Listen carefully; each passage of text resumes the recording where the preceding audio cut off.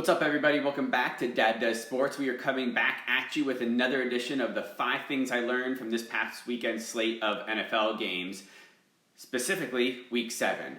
First thing I learned was that Ja'Marr Chase is a top 10 wideout right now. Did you see what he did against the big, bad, vaunted Ravens secondary with Marlon Humphrey? Basically did whatever he wanted. 8 catches, 201 yards, a touchdown. He's second in the league in receiving yards behind Cooper Kupp. The other 3 in the top 5 are Davante Adams, Deebo Samuel, who's come on a lot recently this year, and Tyreek Hill. That's pretty good company. He also set a new record for most receiving yards in his first 7 NFL games, breaking the mark held by Anquan Boldin. And just to top it off, he leads the league in yards per catch with a 21.5 average. Second thing I learned was that if the Seahawks have any hope of making the playoffs this year, they really need Russell Wilson back quickly. The offense looks flat out terrible with Geno Smith at quarterback. Listen, I really wanted Geno to succeed. We all love the rebound stories, right? I would really like him to see a little light in his career after the past, 7 or 8 years he's been in the league. I just don't think it's going to happen. In his 2 games as a starter since coming in for Russell Wilson, he has QBRs of 24.4 and 26.9.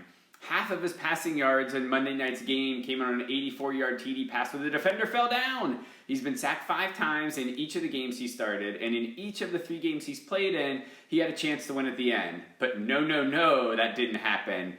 Pick against the Rams, fumble against Pittsburgh, and he took 2 straight sacks at the end of the game against the Saints to set his team up for a 4th and 28 from deep in their own territory. Third thing I learned is that Justin Fields just isn't ready to play right now. He had a 1.9 QBR against the Buccaneers to go along with 5 turnovers, 3 picks, and 2 fumbles, and he looked confused, tentative, and flat out just out of sorts.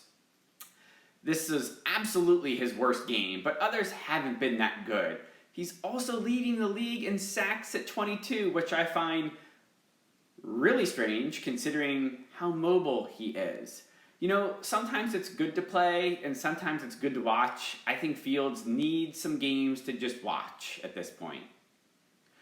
Fourth, I can't figure out what in the world is going on in Kansas City. Tennessee, who crushed the Chiefs on Sunday, lost to the Jets a few weeks ago.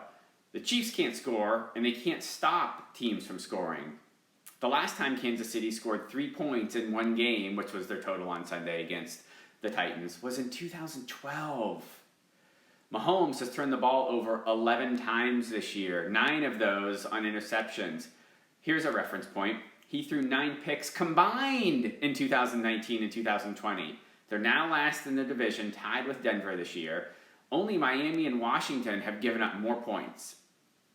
Kansas City has given up the 4th most yards in the league, and they are tied with Jacksonville for the worst turnover differential in the league. I think they'll get everything fixed. This team's too good for that, but they certainly aren't the Chiefs from the past few years.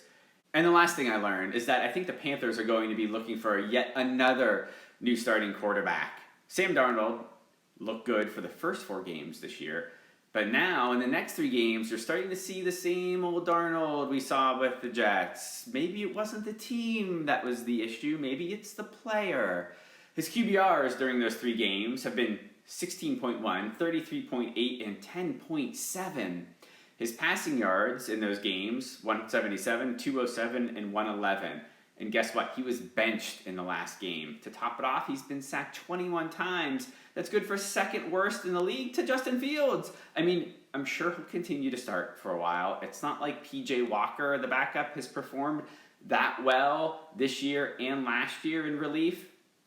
But that's why I think next year we might be looking at someone completely different as the starting quarterback in Carolina.